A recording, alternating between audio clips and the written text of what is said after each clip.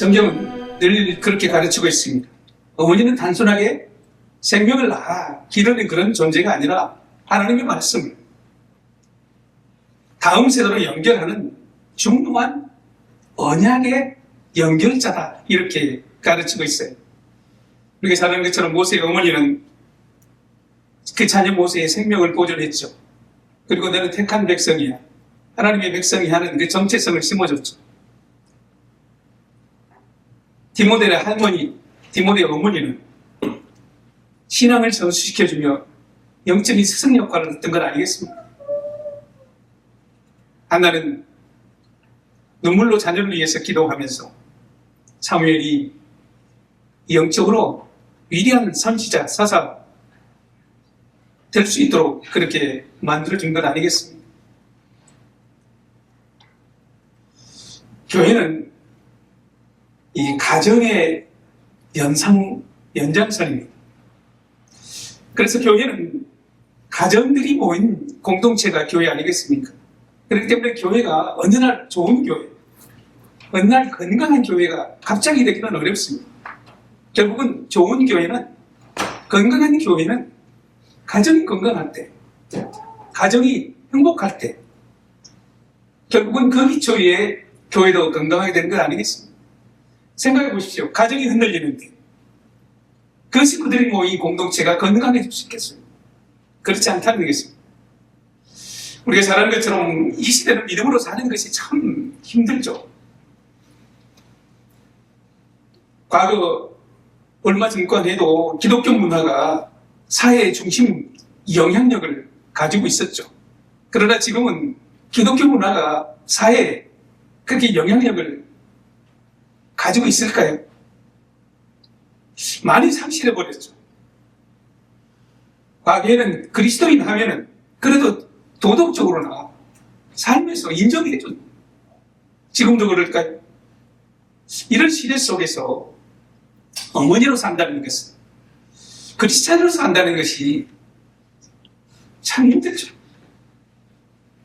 왜냐하면 과거에는 기독교 문화가 그냥 기본 상식이자 사회의 문화, 도덕적 기준이었다는 거죠. 그런데 그 문화는 이미 상실해버렸다는 거죠.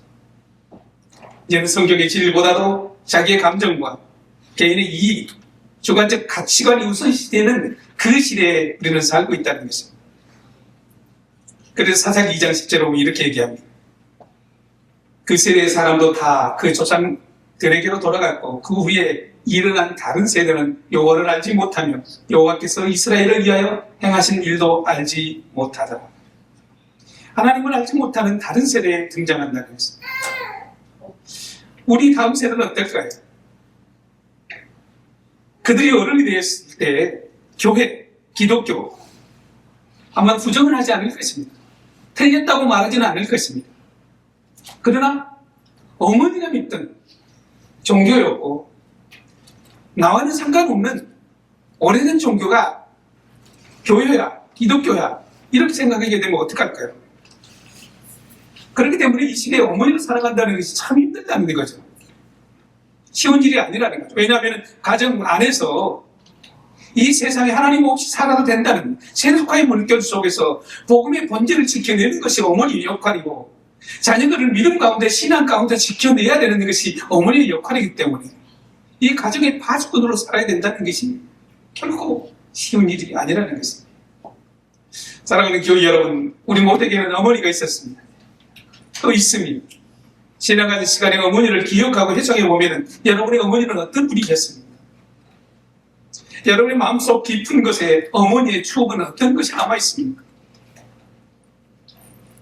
우리 모두에게는 어머니에 대한 기억은 따뜻하고 행복한 기억만 남아있는 것은 아닐 것입니다. 마더스데이, 우리 어머니들에게 감사하지만 또 우리는 또 우리의 어머니에게 감사하고 기억하면서, 또 어떤 분들은 어머니를 기억하면서 마음이 착잡한 일들도 있을 것입니다. 왜냐하면 어머니하고 있었던 풀지 못했던 그 갈등, 어머니에게 화내고 섭섭하게 해뒀던 그 기억들, 더 잘 해드리지 못했던 것의 후회, 사랑한다고 고맙다고 그렇게 자주 감사 인사를 드리지 못했던 내 모습, 갈등으로 인해서 서먹하고 지금까지도 그것을 해결하지 못했다면 그 관계 때문에 마스테이만 되면은 마음이 힘든 분들도 있을 것입니다. 그렇습니다. 저도 어머니를 생각하면 그렇습니다.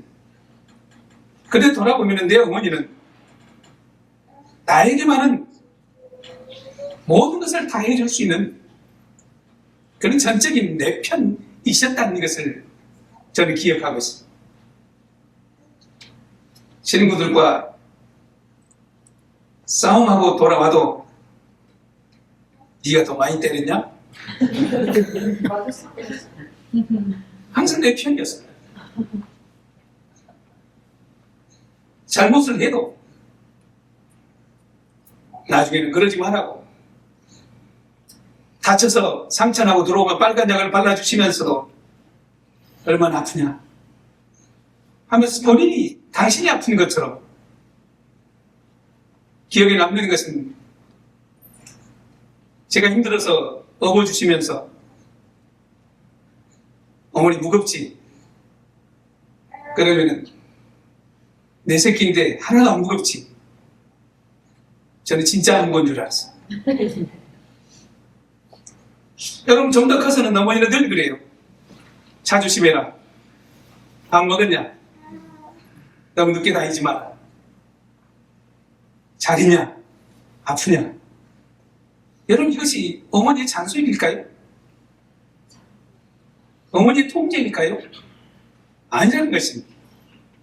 그것은 마음으로 전해지는 어머니의 따뜻한 사랑의 말씀이에요. 그런데 말입니다, 여러분. 그런 어머니가 우리는 오래 가까이 계실 줄 알죠? 아닙니다. 말하면 10대 후반만 돼도 자식은 어머니 품을 떠나는 거예요. 어머니 곁에, 아니 어머니가 내 곁에 머물러준 그런 시간은 길지가 않아요. 언제나 내 편이라고 생각했던 그 어머니는 그래서 우리가 생각했던 것만큼 또 오래 살지도 오래 그렇게 길게 같이 계시지도 않는다는 것입니다. 그런데요, 더 안타까운 것이 있어요. 뭘까요? 시집가면은요, 장가가면은요, 어머니와 더 가까운 편이 생겨요. 그래서 우리는 내 편을 쉽게 갈아타요.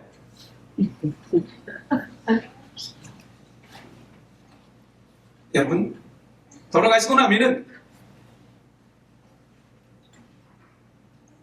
내가 어머니의 편에 선준 적이 한 번도 없다는 것 때문에 자녀들은 가슴이 아픈 것입니다. 더 미안한 겁니다. 더 그리운 것 아니겠습니까? 오늘 어머니 이렇게 말씀하십니다. 나는 아브라함의 하나님이요, 이삭의 하나님이요, 야곱의 하나님이다. 이렇게 말씀하세요. 과거형이 아니라 현재형이요. 나는 아브라함의 하나님이다. 아브라함은 이미 죽었지만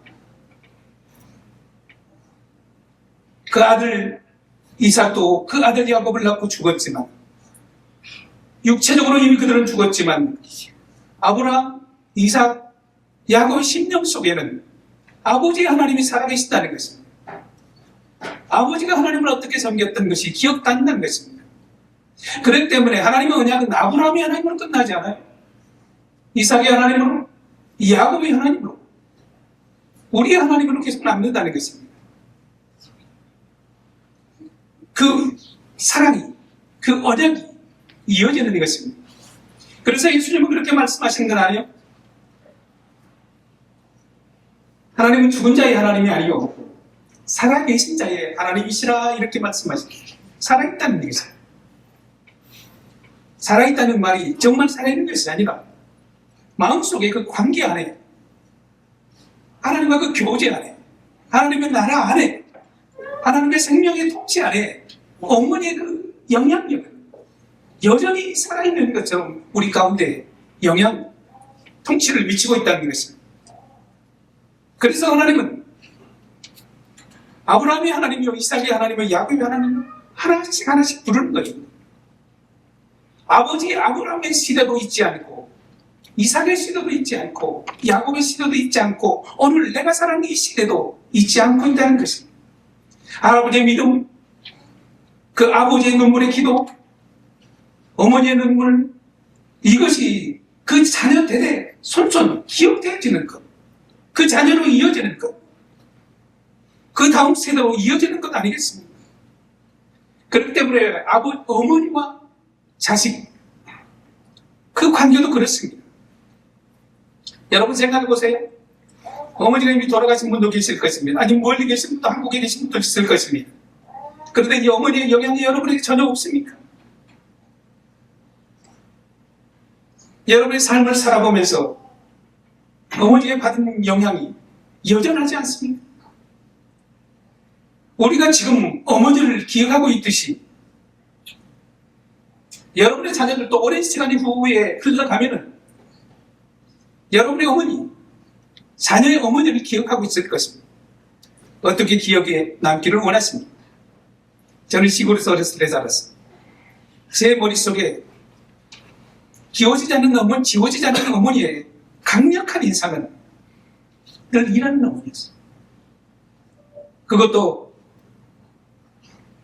누나, 형들이 입다 남은 옷, 오래된 옷, 허름한 옷, 그 옷을 입고 늘 일하던 그 어머니의 잔상이 저에게는 강력하게 남아있습니다. 여러분의 자녀들은 여러분이 어떻게 여러분을 기억하기를, 여러분 죽고 나면 어떻게 기억되기를 원하십니까? 행복한 시간들을 원하십니까? 아니면 아련하고 가슴 아픈 기억들이 있기를 원하십니까? 아니면 불안한 기억이 있기를 원하십니까? 아니면 내 어머니는 늘 골방에서 기도하는 그 기도 소리를 기억하기를 원하십니까? 여러분, 조금만 시간이 지나면 여러분의 자녀들은 흩어질 것입니다. 떠날 것입니다. 그리고 그 자녀들이 정말 어둠의 깊은 풍랑 같은 고난을 겪을 때 내 어머니에게서 무엇을 기억하기를 원하십니까? 그래, 나를 위해서 기도했던 그 어머니. 그 순간 자녀가 깨닫지 않겠습니까? 그래, 나 혼자 사는 것이 아니구나. 어머니가 함께 살아계시구나. 어머니의 기도가 여전히 내게 영향력을 미치고 있구나. 이 기억이, 그 자녀들이 어두운 풍랑, 고난, 그 속에서 그 자녀들에게 힘이 되어주지 않겠습니까? 여러분, 이삭이 아브라함 아버지의 믿음을 다 알았을까요? 야곱이 그 아버지 이삭의 믿음을, 형편을, 사정을 다 알았을까요? 모릅니다. 다 몰랐을 것입니다. 여러분, 우리도 어머니의 형편, 사정을 다 모르고 어른이 되어버렸어요. 어떤 분들에게는 어머니가 원망도 남았을 것입니다. 그러나 어머니 입장에서 생각해 보세요. 그때 그 어머니는 여러분에게 섭섭한지 모르겠지만 그때 그 어머니의 환경 속에서는 여러분에게 최선을 다했던 것을 여러분은 알아야 됩니다. 여러분의 어머니도 처음부터 어머니였던 것이 아니에요. 여러분의 어머니도 그 할아버지에게 사랑받는 소녀였고 딸이었습니다. 그런데 그 가녀린 소녀가 시집을 가더니 아이를 낳고 엄마가 되었습니다. 그렇게 엄마가 되어지는 것입니다. 그러면서 아이를 키우면서 어른이 되어가는 거예요. 실수도 하면서, 서툴러서, 실수도 하면서, 울기도 하면서, 어떨 때는 견디기도 하면서, 그렇게 어머니가 되어가는 거예요. 그렇게 우리를 키웠던 것 아니겠습니까? 그런데 우리는 어머니를 어떻게 기억하고 있습니까? 섭섭한 것만 기억하고 있습니까? 못해준 것만 기억하고 있습니까? 여러분, 어머니의 빛바랜 사진을 한번 보세요. 소녀 때 학창시절의 어머니의 사진을 한번 보세요. 수줍게 웃던 그 어머니 얼굴을 한번 보세요. 어머니가 청춘에 있었습니다. 그런데 나를 키우면서 어머니가 된 거예요. 늙어가는 거예요. 여러분, 어머니는 늘 강했던 분이 아닙니다. 어머니이기 때문에 그렇게 강하게 살아왔던 것입니다. 그런데 어머니가 섭섭하게 남았다고요? 뭘 더 바라는 것이 남았다고요? 저도 마찬가지입니다. 내 어머니는 어릴 적에 내 기억 속에는 연약함을 본 적이 없어요.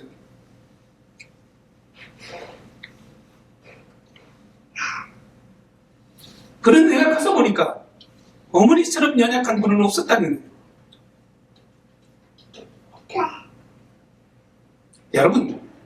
여러분의 어머니도 우리가 똑같아요. 지금 10대 청소년하고 똑같다는 거죠. 그 어머니도 예쁘게 화장도 하고 싶고 고운 옷도 입고 싶고 친구들과 여행도 하고 싶고 수다도 놀고 싶고 그냥 평범한 여자예요. 그런데 우리는 어머니가 여자였다는 것을 너무 늦게 알아요. 어머니로만 알고 있어요. 아니에요. 어머니이기 때문에 당신의 원함을 다 내려놓고 자식들 때문에 엄마는 이름으로 살아야 되기 때문에 악착같이 그렇게 힘들게 살았다는 것을, 그렇게 일만 했다는 것을 저는 지금 생각하면 너무 마음이 아픈 거예요. 그런데 그게 다가 아니에요. 돌아보면은 내게 있는 사랑이, 내게 있는 성품이 그냥 온 것이 아니에요. 어머니께서 왔어요. 어머니께서 사랑이 무엇인가를 배웠다는 것입니다. 어머니께서 자식을 어떻게 섬겨야 될지를 배운 것입니다. 돌아보면은 시골에서 살면서 어머니는 하나님을 모르셨지만 지금 생각하면은 그 어머니의 사랑이 바로 예수님의 사랑이 그대로 담겨 있는 거예요. 희생, 헌신, 낮아짐, 비움, 나보다 남을 더 낮게 여기는 것, 이 모든 것들이 어머니 것이 아니라 하나님께서 온 것이라는 거죠. 사랑하는 어머니 여러분들이 지금 그냥 사시는 것 같지만 아닙니다. 여러분의 삶은, 어머니 여러분의 삶은 여러분의 자녀들에게 지금 추억이라는, 기억이라는 지금 그림을 그리고 있는 것입니다. 그래서 여러분의 삶이 자녀들이 보기에 너무 아둥바둥 안달하며 살지 말라는 것입니다. 힘들어도 왜 힘든지 모르겠습니까? 여러분의 삶, 여러분의 말, 여러분의 행동, 여러분의 말씀, 이것이 자녀들의 가슴 속에 수치화처럼 그림으로 그려지고 있습니다. 그래서 여러분, 어머니 여러분, 집에서 머리 좀 감고 계세요. 가끔 화장도 하고요. 자녀들 보는 데서. 입술도 좀 진하지 않게 바르고, 뭡니까, 눈썹도 좀 하얗게 두지 말고 좀 바르고. 또 너무 얼음 옷도 입지 말고 집에서 산티나게. 그리고 늘 공부 얘기, 돈 얘기 할 필요 없잖아요. 공부 못하는 얘기가 하락한다고 잘하겠어요? 어느 날 1등 하겠어요?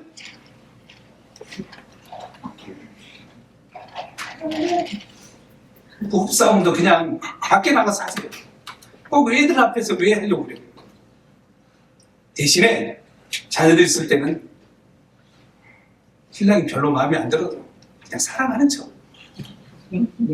그렇게 해줘. 그리고 일부러 얘들이 공부할 때 잘 안 읽던 성경책 꺼내고 식탁에 성경 읽고 펴놓고 있어요. 아, 우리 엄마는 성경 읽고 있구나. 그런 기억을 남겨야 되지 않겠습니까? 자녀들이 나중에 커서 엄마가 돼서 내 엄마를 어떻게 기억할지 고민하면서 사시라는 것입니다. 이것이 아브라함의 하나님이요, 이삭의 하나님이, 야곱의 하나님이요. 내 자녀들에게 무엇을 물려줘야 될까? 왜냐하면 신앙은 자녀에게 계승되는 거예요. 엄마의 신앙을 배우는 거예요. 여러분 중에서는 혹시 그런 분이 있을지 모르겠어요. 나는 엄마처럼 절대 커서는 살지 않을 거야. 그렇게 엄마에게 말한 사람도 있을 거예요. 그런데 지금 보세요. 엄마처럼 살고 있잖아요. 아둥바둥 살고 있잖아요. 불안하게 살고 있잖아요. 그럼 내 자녀들이 그렇게 살아야 되겠어요? 여러분, 하나님의 자신을 소개할 때 나는 아브라함의 하나님이다, 이삭의 하나님이다, 야곱의 하나님이다. 이 복음이, 말씀이, 믿음이 한 세대에 끝나지 않는다는 것입니다. 흘러간다는 것입니다. 생명이 흘러간다는 것입니다. 아브라함에서 이삭으로, 이삭에서 야곱. 그렇습니다. 내 자녀들에게 그 믿음이 흘러간다는 것입니다. 그래서 하나님은 일부러 이 가정이라는 통로를 주셔서 이 가정에서 사랑을 배우게 하고 하나님을 배우게 하고 믿음을 부모를 통해서 배우게 하는 것입니다. 여러분, 교회는 믿음으로 가르치는 것이 교회입니다. 그런데 가정은요, 믿음으로 살아내는 것이 가정입니다.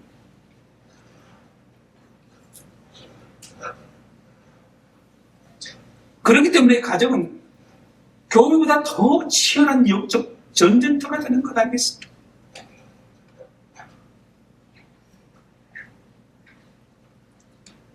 우리 가정을 지켜서 다음 세대에 우리 자녀들의 영적인 생명을 지켜내야 되지 않겠습니까? 여러분, 어머니가 깨어있지 않으면 자녀들은 길을 잃게 돼요. 믿음의 길을 잃게 돼요. 그래서 복음은 단순한 교훈이 아니라 예수 그리스도의 구원의 사건입니다.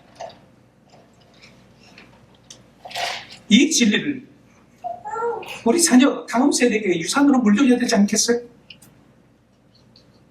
이것이 부모의 사명이고 어머니의 사명 아니겠습니까? 사랑하는 어머니 여러분, 내 자녀들이 어떻게 커가기를 원하십니까? 내 자녀들이 어떤 믿음의 사람이 되기를 소망합니까? 그 사명을 가진 것이 우리 어머니들, 아버지들이라는 것입니다. 어머니 여러분, 사랑합니다. 힘내시고요. 하나님이 함께 하십니다.